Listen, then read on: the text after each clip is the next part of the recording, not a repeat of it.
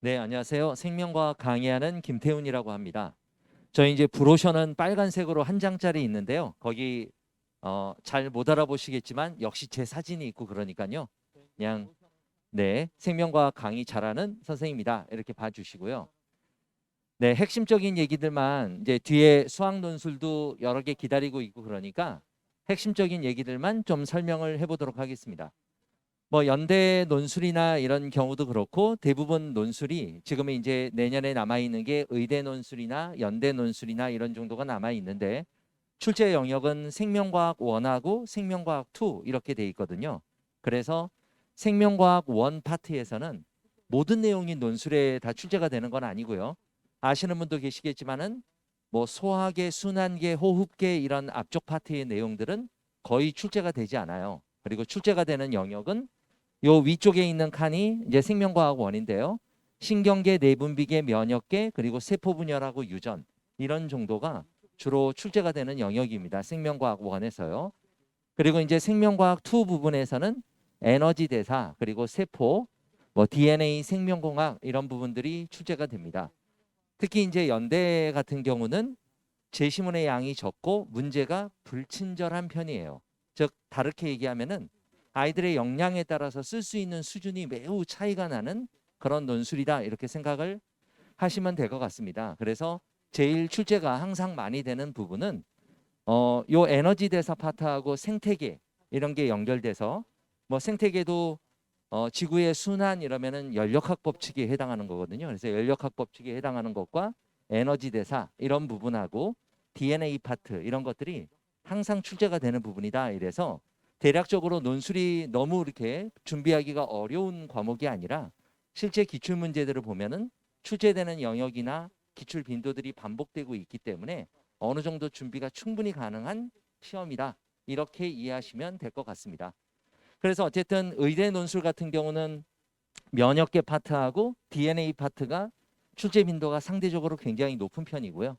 자연계 논술 같은 경우는 뭐 어느 부분이 출제가 많이 된다라고 얘기할 수 없을 만큼 지금 보여드린 항목 내에서는 골고루 출제가 되고 있다. 이렇게 생각하시면 좋을 것 같습니다.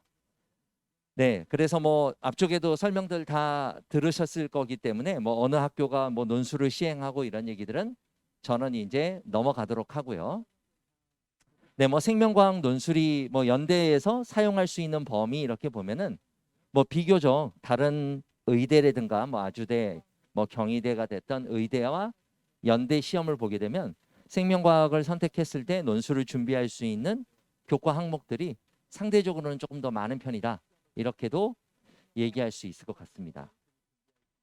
네, 분위기가 구체적인 설명은 좀 넘어가는 그런 분위기로 이해하고요. 네, 조금 이제 뭐 설명을 조금 더 드려보면은 어떤 얘기로 말씀을 드릴 수가 있냐면 이게 논술 지원자 지금 2023년도 이제 표를 얘기하고 있는데 지원 경쟁률로 봤을 때 1위부터 25위 그다음에 뭐 26위부터 50위 이렇게 좀 설정을 해놨어요. 이 슬라이드를 준비했던 이유는 뭐냐면 경쟁률이 논술이 뭐 의대 같은 경우는 9명 뽑는데 5,835명 이렇게 지원해서 이제 648대 1 이런 정도가 1위에 해당해요. 인하대 의대가 1위를 차지했네요. 이번에. 근데 뭐 마찬가지로 연대도 연대 어디 갔죠? 안 보이네요. 네, 연대도 그다음에 이제 자연계 논술을 진행할 수 있는 과학 논술을 진행할 수 있는 형태로는 얼마 남지 않기 때문에 뭐 경쟁률은 상당하리라 이렇게 생각을 합니다. 의미는 어떤 얘기냐면요. 논술을 이렇게 지원을 하게 되면 이렇게 많은 학생들이 지원하게 되면 40% 정도는 수능 최저라든가 이렇게 최저 기준을 못 맞추는 학생들이 발생하고요. 이 중에 60% 정도가 경쟁해서 논술에서 합격 이렇게 결정이 되는데 뭐 그래도 몇백 명이니까 훨씬 더 경쟁률은 높은 거죠. 그러면 그렇게 합격하기 위해서는 사실 어떻게 논술을 준비해야 되느냐 그게 핵심일 것 같아요. 그래서 요 내용들을 좀 말씀드린 거는 대부분 논술 시험 보는 학생들의 90%는 허수인 거고요. 즉 답안지 자체가 의미가 없는 학생들이고 그 안에 논술을 준비한 10% 학생들 간의 경쟁이다. 이렇게 생각을 하셔도 좋을 것 같습니다. 뭐 다르게 얘기하면 지금 5천 명이 답안지를 제출했는데 출제자 한 분께서 공정하게 5천 명의 서술형 답안지를 다 채점할 수 있으면 제일 공정하겠죠. 한 사람이. 불가능한 일이에요. 한 사람이 100장도 채점을 못해요. 이 입시 기간에. 그러면 5천 장의 답안지를 어떻게 채점하게 되느냐 그러면 상중하 박스를 3개를 준비해 놓고 일단은 분류를 해요. 직관적으로. 지금 이게 너무 밝아가지고 잘 안 보이는데 답안지예요. 학생의. 어디로 분류할까요? 감사합니다. 대답해 주셔서. 어저께는 아무도 대답을 안 해주셔서요. 제가 굉장히 당황스러웠는데 하로 분류를 하겠죠. 이거는 채점할 필요도 없는 얘기예요. 그다음에 이제 두 번째 학생의 답안지를 보도록 하겠습니다. 원래 더 잘 보이는데 여기가 컨디션이 좀 밝아서 그렇습니다. 어디로 보낼까요? 아, 네, 야, 어머니들 냉정하십니다. 하로 보낸다고 얘기하시는데 뭐 중정도로 보냈다 이렇게 얘기를 해보죠. 그러면 어떤 의미인 거냐면 요 논술 시험은 중이나 하에 있는 답안지들은 채점표를 기준으로 해서 채점을 해요. 뭐 알바라고 얘기하기면 그렇지만 뭐 대학원생이 됐던 누가 되든 어쨌든 이게 중하는 채점표를 기준으로 해서 채점이 되는 거고요. 그런 이제 채점표들은 뭐 연대 그 문제나 이런 것들인데 홈페이지에 가면 다 있죠. 그래서 채점 기준에 어떤 개념과 용어를 썼을 때 몇 점 이런 식으로 채점 기준표를 의해서 중하는 채점을 하고요. 상 바구니 안에 들어가야지만 채점표를 만드는 기준이 될 수 있어요. 즉 합격 가능한 친구들의 답안지를 가지고 채점 기준표가 나중에 만들어져요. 출제할 때 만들어지는 게 아니고. 그러니까 내 답안지가 채점 기준 답안이 될 수 있는 답안지를 작성하는 게 논술 수업은 연습의 목적이 돼야 돼요. 그럼 그러기 위해서는 아까 보였던 것처럼 그런 정도로 텍스트를 쓰는 걸로 만족해서는 안 되고요. 조금 이제 넘어가서 얘기를 해보면은 문제가 복잡하게 있더라도 이 문제가 어떤 과학적 개념을 가지고 풀어야 되는 얘기인가. 그래서 수학이나 물리, 화학하고 다르게 생명과학은 수식이 없어요. 즉 풀이를 통해서 답을 내거나 이런 과정이 없기 때문에 오로지 이제 서술해가지고 진행을 해야 되는데 그럼 제일 중요한 요소는 뭐냐면 어떤 과학적 개념과 용어를 사용하느냐. 생명과학은 용어를 정확하게 사용하지 못하면 절대 점수를 받을 수가 없어요. 근데 이제 수능 준비를 열심히 연습하는 거는 용어 사용에는 별로 도움이 안 되죠. 애들이 추론 능력이나 이런 건 되지만 그래서 어떤 과학적 개념을 사용해서 이 문제를 분석을 할 것이냐 그런 얘기들이고요. 뭐 이런 얘기는 뻔한 얘기고요. 질문에 대한 답은 일종의 가설이다. 학습 기반의 창의력 이렇게 얘기했던 것도 마찬가지로 어떤 과학적 개념으로 이 답안을 작성하기 시작하느냐라는 얘기인 거고요.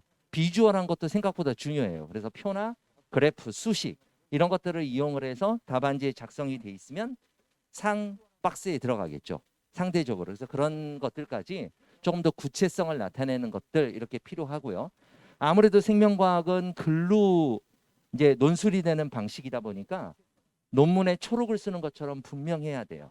예를 들어서 삼형식 문장으로 명확하게 쓴다든가 이런 것들을 나중에는 파이널 기간에는 조금 더 도움을 줄 수 있는. 근데 그렇게 투자를 해서 뭐 8회차가 됐던 10회차가 됐던 논술을 진행한 학생과 그렇지 않은 학생은 이미 다른 선상에서 진행되고 있는 거기 때문에 만약에 정말로 논술을 준비해 볼 뭐 의지가 있으시다 그러면은 반드시 어쨌든 뭐 준비 기간에 뭐 저희가 5월부터가 됐던 여름부터가 됐던 논술은 준비를 하는 게 큰 차이가 생긴다.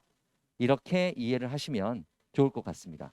이거는 이제 의미는 그래서 파지티브 셀렉션 방식이라는 거예요. 아까 얘기했던 것처럼 합격 가능한 20명의 답안지만 골라내는 거지 일정한 점수를 줘서 커트라인을 매기고 몇 점 이상이면 합격이다. 이런 시험이 아니에요. 적어도 생명과학은. 이제 그런 거를 조금 이해를 해 주십사 하고 설명을 드렸습니다. 원래 그래서 또 예쁘게 한번 정리해 보려고 그랬거든요. 그런데 네, 정리할 수는 있겠네요. 생명과학 논술을 진행을 하게 되면은요. 논술 답안이 어떻게 채점되는지 어떤 요소가 있어야지 본인의 답안지가 채점표를 만드는 기준이 되는지를 아이들이 인정해야 돼요. 그래야 답안지가 바뀌고 논술하는 방식이 바뀌는 거지. 뭐 아무리 뭐 일기 열심히 쓰라 그렇다고 해서 애들 일기 쓰는 글이 좋아지는 건 아니잖아요. 채점 방법에 대해서 이해를 시켜주는 게 필요하기 때문에 그런 형식으로. 그리고 충분한 심화 이론 이런 것들이 필요해요. 네, 충분한 심화 이론.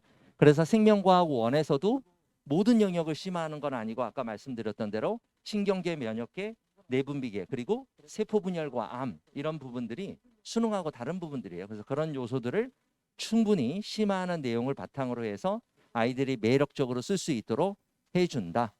그런 얘기들. 그리고 어 이제 논술 답안지를 쓰기 위해서 이제 과학적 탐구 방법으로 사고하기 이랬는데 논문 쓰는 방식이랑 사실은 비슷합니다. 아까 얘기했던 것처럼 이제 그런 구조까지 다 담고 있는 게 이제 앞으로 개강하게 될 뭐 생명과학 논술 특강 뭐 이런 걸로 이해를 해주시면 될 것 같습니다. 거기엔 또 빠질 수 없는 게 개별 첨삭 이런 게 있죠. 우리 뭐 학원에서도 강조하는 거지만 저 같은 경우는 아이들이 현장에서 다 진행되지 못하는 경우가 대부분이기 때문에 카톡이나 이런 걸로 자기가 논술 답안지를 작성해서 저한테 파일로 보내주면 제가 패드를 통해서 한 5분 정도 동영상으로 펜슬로 녹화해 가면서 첨삭을 해서 다시 보내줘요. 근데 오히려 그 방법이 가장 효과적이기도 하고 열정이 있는 애들은 새벽 2, 3시에도 날마다 보내요. 그런 애들도 있고 생전 한 번도 안 보내는 애들도 있고 그러죠. 그래서 그렇게 준비를 해서 진행을 하고 있다. 이렇게 빨리 마무리 드려보고요. 기다리시는 수리 논술 하셔야 되니까 물러가도록 하겠습니다. 감사합니다.